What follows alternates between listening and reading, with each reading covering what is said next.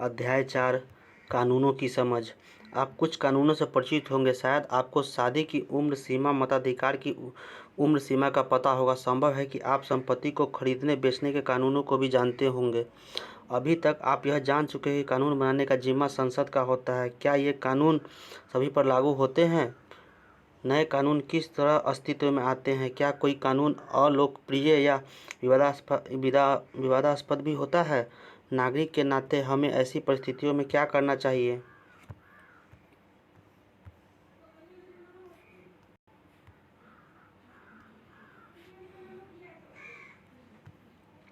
क्या कानून सब पर लागू होते? इस स्थिति को पढ़ें और उनके नीचे दिए गए प्रश्नों का उत्तर दें। एक सरकारी अधिकारी के बेटे को जिला अदालत ने 10 साल की सज़ा सुनाई। इस वजह से वह सरकारी अधिकारी अपने बेटे को भाग निकलने में मदद करता है। क्या आपको लगता है कि यह उस सरकारी अधिकारी ने सही काम किया है? क्या उसके बेटे को केवल इसलिए कानून से माफ़ी मिल जानी चाहिए कि उसका बाप आर्थिक और राजनीतिक रूप से बहुत ताकतवर है? यह सीधे सीधे कानून के उल्लंघन का मामला है। जैसा कि आप इकाई 1 में पढ़ चुके हैं, राष्ट्रवादियों के बीच इस बात पर पूरी सहमति थी कि स्वतंत्रता भारत में सत्ता के मनमाने इस्तेमाल का कोई गुंजाइश नहीं होनी चाहिए। इसलिए उन्होंने संविधान में कई ऐसे प्रावधान जोड़े जो कानून पर आधारित शासन की स्थापना के लिए जरूरी थे।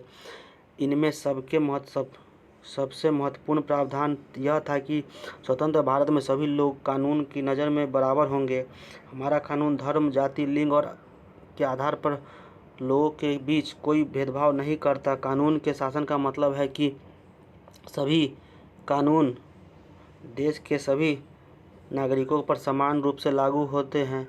कानून से ऊपर कोई व्यक्ति नहीं है, चाहे वह सरकारी अधिकारी हो या धन्ना सेठ और यहाँ तक कि राष्ट्रपति ही क्यों न हो। किसी भी अपराध या कानून के उल्लंघन की एक निश्चित सज़ा होती है।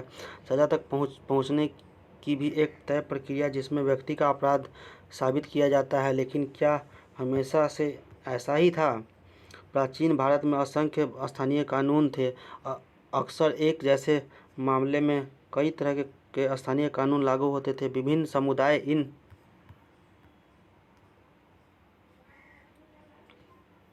कानूनों को अपने अधिकार क्षेत्रों में अपने हिसाब से लागू करने के लिए आज़ाद थे। कुछ मामलों में जाति के आधार पर एक ही अपराध के लिए अलग अलग व्यक्ति को अलग अलग सज़ा दी जाती थी। जैसे निचली मानी जाती वाली जाति के अपराध को ज़्यादा सज़ा दी जाती थी। औपनिवेशिक शासन के दौरान कानून पर आधिकारिक व्यवस्था जैसे परिपक्व होती थी। जाति के आधार पर सज़ा देने में भेदभाव का यह चलन खत्म होने लगा।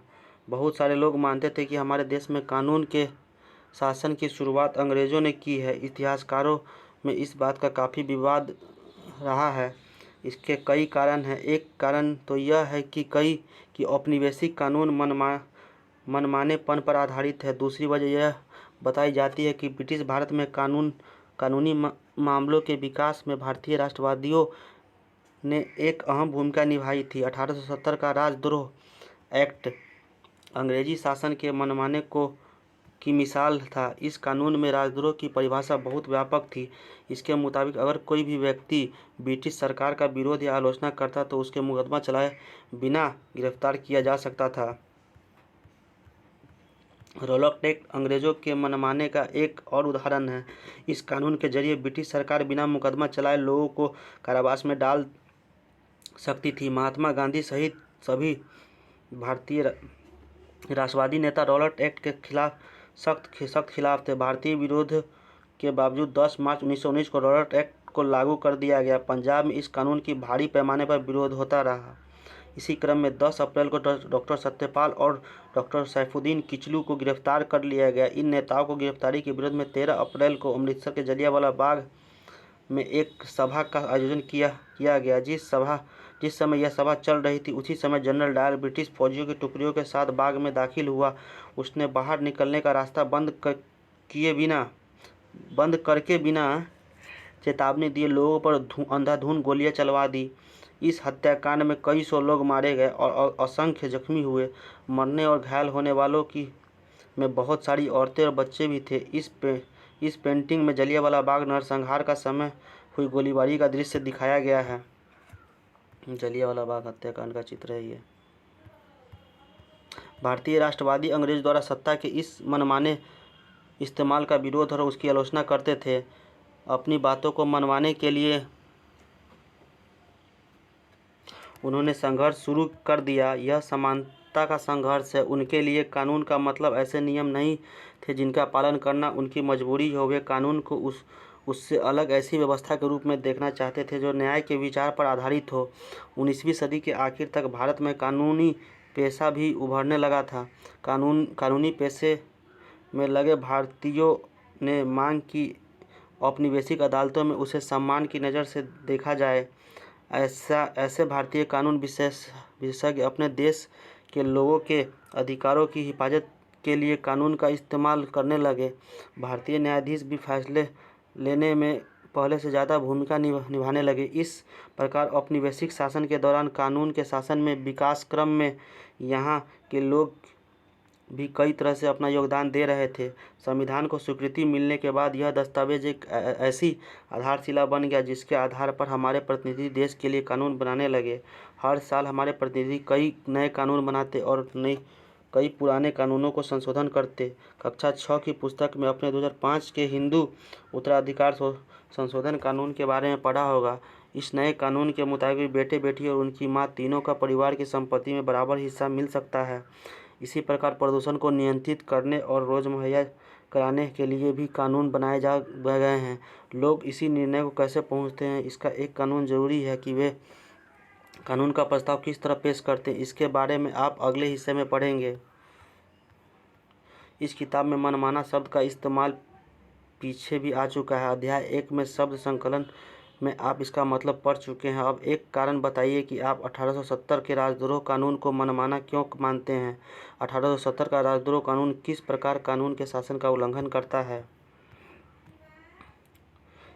नए कानून किस तरह बनते हैं। कानून बनाने में संसद की एक महत्वपूर्ण भूमिका होती है। यह प्रक्रिया कई तरह से आगे बढ़ती है। आमतौर पर सबसे पहले समाज के विभिन्न समूहों ही किसी खास कानून के लिए आवाज़ उठाते हैं। यह संसद की जिम्मेदारी है कि वह लोगों के सामने आ रही समस्याओं के प्रति संवेदनशील हो। आइए देखें कि घरेलू हिंसा का सवाल किस तरह संसद के सामने आया और घरेलू हिंसा की रोकथाम पर कानून बनाने की प्रक्रिया क्या थी। सतत विकास लक्ष्य लैंगिक समानता। जब परिवार का कोई पुरुष सदस्य, आमतौर पर पति, घर की किसी औरत, आमतौर पर पत्नी के साथ मारपीट करता है, उसे चोट पहुंचाता है या मारपीट अथवा चोट की धमकी देता है तो सामान्यतः इसे घरेलू हिंसा कहा जाता है। औरतों को यह नुकसान शारीरिक मारपीट या भावनात्मक शोषण के कारण पहुंचा जा सकता है। यह शोषण मौखिक, यौन या फिर आर्थिक शोषण हो सकता है। घरेलू हिंसा कानून 2005 में महिलाओं की सुरक्षा की परिभाषा ने घरेलू शब्द की समझ को और अधिक व्यापक बना दिया। अब ऐसी महिलाएं भी घरेलू दायरे का हिस्सा मानी जाएगी जो हिंसा करने वाले पुरुषों के साथ एक ही मकान में रहती है या रह चुकी है। अरे साजिया, आज का अखबार तुमने पढ़ा। ये महिलाओं के लिए कितनी बड़ी बात है ना। महिलाओं के लिए ही क्यों, हिंसा मुक्त परिवार तो सबके लिए ही अच्छे हैं। देखो ना कुसुम, इन कानून को बनाने में कितना वक्त लग गया। बल्कि पहले तो हमें नए कानून की ज़रूरत ही साबित करनी पड़ी। कुसुम और साजिया एक महिला संगठन की सदस्य है। उन्हें इस सफ़र की एक एक कड़ी याद है। अप्रैल 1991, दफ्तर का एक आम दिन। मुझे सलाह चाहिए, मेरे आदमी मुझे पीटता है। मैंने अभी तक किसी से ये बात नहीं बताई। मुझे बड़ी शर्म आती है पर अब बर्दाश्त नहीं होता। लेकिन मेरे पास और कोई चारा भी नहीं है। मैं कहाँ जाऊँ। मेरा बेटा और बहू मुझसे बहुत बुरा बर्ताव करते हैं, बहुत बुरा कहते हैं। मुझे अपने बैंक खातों का भी इस्तेमाल नहीं कर सकती। वे चाहे तो मुझे घर से भी निकाल सकते हैं। मैं पुलिस के पास नहीं जाना चाहती। मैं तो बस चाहती हूँ कि मारपीट बंद हो जाए। मैं बस यह चाहती हूँ कि मुझे मेरे घर से न निकाला जाए। बदकिस्मती से मौजूदा कानून फौजदारी कानून है, उसमें ये दोनों रास्ते मुमकिन नहीं हैं। 1990 के दशक में विभिन्न मंचों पर एक कानून की मांग उठती रही। हमने कई महिलाओं की आपबीती सुनी। हमने देखा कि महिलाएं मारपीट के बचाव चाहती हैं, वे अपने मकान में रहना चाहती हैं। कई बार उन्हें सिर्फ थोड़ी सी राहत की दरकार होती है। इस मुद्दे से निपटने के लिए एक न्याय कानून होना चाहिए। जन सुनवाई 1999 में वकीलों, कानून के विद्यार्थियों और समाज वैज्ञानिकों के संगठन लॉयंस कलेक्टिव ने राष्ट्रव्यापी चर्चा के बाद घरेलू हिंसा रोकथाम एवं सुरक्षा विधेयक का मसौदा तैयार किया। इस विधेयक को बहुत सारे लोगों को पढ़ाया गया। घरेलू हिंसा की परिभाषा में शारीरिक, आर्थिक, यौन और मौखिक और भावनात्मक दुर्व्यवहार को शामिल किया जाना चाहिए। साझा घरेलू हिंसा में रहने वाली किसी भी महिला को किसी एक कानून के तहत रखा जाना चाहिए। उनसे साझा मकान बेदखली से बचाया जाना चाहिए। और आर्थिक मदद के बारे में क्या ख्याल है?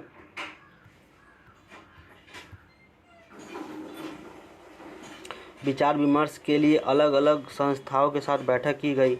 महिला आंदोलन घरेलू हिंसा पर एक नया कानून चाहता है। सरकार को यह प्रस्ताव जल्द से जल्दी संसद में पेश करना चाहिए।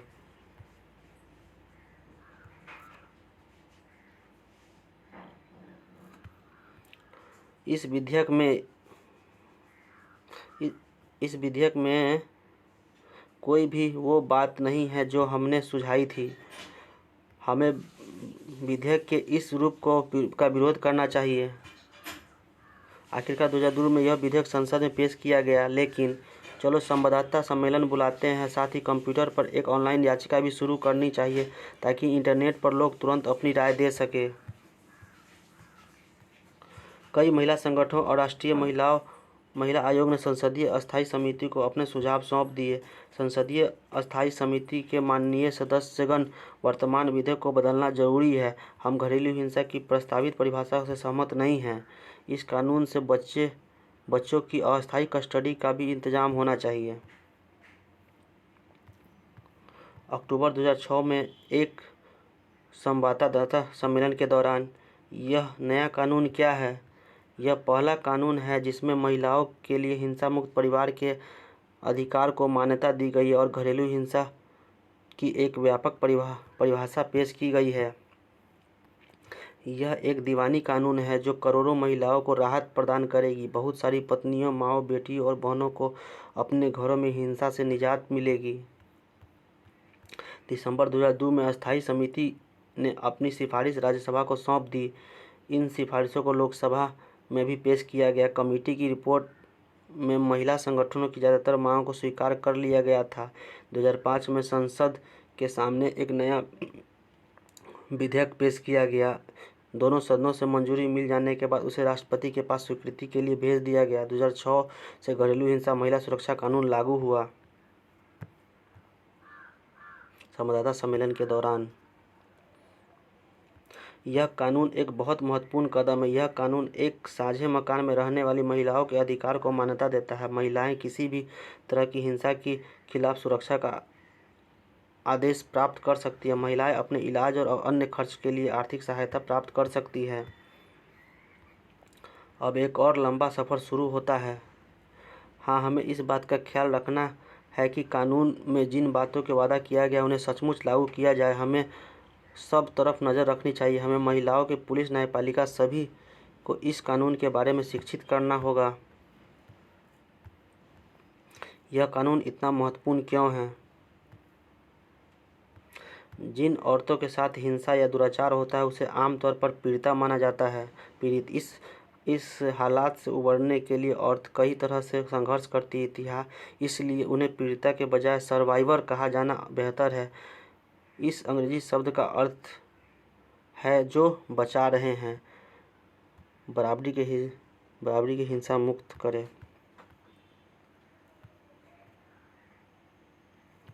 बगल में दिए गए पोस्टर के बराबरी के रिश्ते हिंसा से मुक्त वाक्य खंड से आप क्या समझते हैं? घरेलू हिंसा से आप क्या समझते हैं? हिंसा की शिकार महिलाओं को नए कानून से कौन कौन से मुख्य अधिकार प्राप्त हुए? क्या आप एक ऐसी प्रक्रिया बता सकते हैं जिसमें महिला इस कानून की ज़रूरत के बारे में लोगों को अवगत कराने के लिए किया गया हो? उपरोक्त चित्रपट को पढ़कर बताइए कि लोगों ने कौन से दो तरीकों से संसद पर दबाव बनाया। इस उदाहरण में साफ हो जाता है कि नागरिकों की भूमिका कानून बनाने में कितनी अहम है। वे जनता की चिंताओं को कानून के दायरे में लाने के लिए संसद की मदद कर सकते हैं। इस प्रक्रिया के हर चरण में नागरिकों की आवाज़ बहुत मायने रखती है। यह आवाज़ टेलीविज़न रिपोर्ट, अखबारों के संपादकीयों, रेडियो प्रसारण और आम सभाओं के जरिए सुनी और व्यक्त की जा सकती है। इन सारे संचार माध्यमों के जरिए संसद का काम ठोस और पारदर्शी तरीके से जनता के सामने आता है। और लोकप्रिय और विवादास्पद कानून। आइए अब एक और स्थिति पर विचार करें। कई बार संसद एक ऐसा कानून पारित कर देती है जो बेहद अलोकप्रिय साबित होता है। ऐसे कानून संवैधानिक रूप से वैध होने के कारण कानूनन सही हो सकता है, फिर भी वह लोगों को रास नहीं आता क्योंकि उन्हें लगता है कि उनके पीछे नीयत सही नहीं है। इसलिए लोग उसकी आलोचना कर सकते हैं, उसके खिलाफ जनसभाएं कर सकते हैं, अखबारों में लिख सकते हैं, टीवी चैनलों में रिपोर्ट भेज सकते हैं। हमारे जैसे लोकतंत्र के आम नागरिक संसद द्वारा बनाए जाने वाले दमनकारी कानूनों के बारे में अपनी असहमति व्यक्त कर सकते हैं। जब बहुत सारे लोग यह मानने लगते हैं कि गलत कानून पारित हो गया है, तो संसद के ऊपर भी उस कानून को दोबारा विचार करने का दबाव पड़ता है। जैसा कि आपने कानून के शासन पर केंद्रित पिछले भाग में पढ़ा, भारतीय राष्ट्रवादी खेमा अंग्रेजों द्वारा थोपे जा रहे मनमाने और दमनकारी कानूनों का विरोध उनकी आलोचना करता था। इतिहास में हमें ऐसे बहुत सारे और समुदाय दिखाई देते हैं जिन्होंने अन्यायपूर्ण कानूनों को ख़त्म करवाने के लिए संघर्ष किए हैं। कक्षा 7 की पुस्तक में आपने पढ़ा कि रोजा पार्क्स नाम की अफ्रीकी अमेरिकी महिला ने 1 दिसंबर 1955 को श्वेत व्यक्ति के लिए बस में अपना सीट छोड़ने से इनकार कर दिया था। रोजा पार्क्स उन कानून का विरोध कर रही थी जो कि सभी सार्वजनिक स्थानों पर श्वेत नागरिकों और अफ्रीकी नागरिकों के लिए अलग अलग दायरे में तय था। यहाँ तक कि सड़कों पर भी दोनों समुदायों की जगह अलग अलग होती थी। रोजा पार्क्स को यह इनकार एक ऐतिहासिक घटना थी। इसी के बाद वहाँ नागरिक आधिकारिक आंदोलन शुरू हुआ, जिसके फलस्वरूप 1964 में नागरिक अधिकार कानून पारित किया गया। इस कानून के जरिए संयुक्त राज्य अमेरिका में नस्ल, धर्म, राष्ट्रीयता के आधार पर किसी भी तरह का भेदभाव गैर कानूनी घोषित कर दिया गया। उपयुक्त चित्र में रोजा पार्क्स बस में यात्रा करती दिखाई दे रही है। ये रोजा पार्क्स है। उदाहरण के लिए नगरपालिका को सीमाओं के भीतर जगह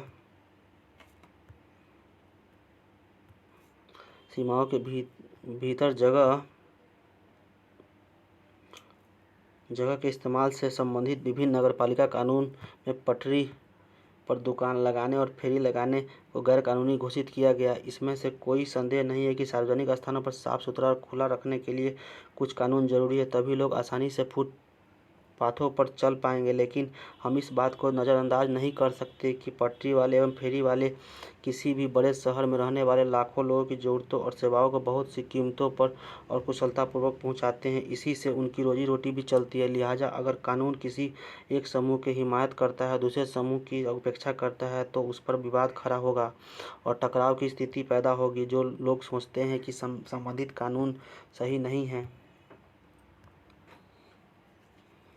वे इस मुद्दे पर फैसले के लिए अदालत की शरण में जा सकते हैं। यदि अदालत को ऐसा लगता है कि वह कानून संविधान के विरुद्ध है, तो वह उसमें संशोधन कर सकती है या उसे रद्द कर सकती है। अरेस्ट अस गवर्नमेंट पॉलिटेक्निक स्टूडेंट्स का ये कोई प्रोटेस्ट है। हमें इस बात का ध्यान रखना चाहिए कि नागरिक के रूप में हमारी भूमिका प्रतिनिधियों के चुनाव के साथ खत्म नहीं होती। इसके बाद हम अखबारों और अन्य संचार माध्यमों के जरिए इन बातों पर नज़र रखते हैं कि हमारे सांसद क्या कर रहे हैं। अगर हमें लगता है कि वे सही काम नहीं कर रहे हैं, तो हम उनकी आलोचना करते हैं। इस प्रकार हमें इस बात का सदा ध्यान रखना चाहिए कि लोगों की जितनी हिस्सेदारी होगी, जितना उत्साह से वे जुड़ेंगे, उतना ही संसद को अपना काम सही ढंग से करने में मदद मिलेगी। एक सप्ताह तक अखबार में पढ़ें या टेलीविज़न पर खबरें देखें और पता लगाएं कि क्या आपको ऐसी अलोकप्रिय कानून जिसका भारत या कहीं और से कोई लोग विरोध कर रहे हैं। ऊपर दी गई तस्वीर में अन्यायपूर्ण कानूनों के विरुद्ध के कुछ अन्य तरीके भी दिखाए गए हैं।